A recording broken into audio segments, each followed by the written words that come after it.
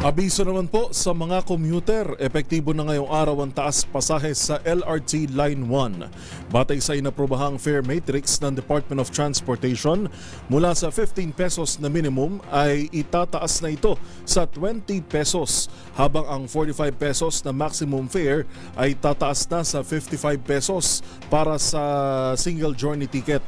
Habang kung naka-beep card, ang stored value fare matrix naman na minimum na pasahe ay 19 pesos, habang ang maximum ay 52 pesos. Una nang sinabi sa DZRH ni Transportation Secretary Vince Dizon na makatutulong ang fare hike para matapos na ang LRT 1 Cavite Extension Project. Samantala, nagbigay katiyakan naman ang MRT 3 na hindi magkakaroon ng fare increase sa ngayon.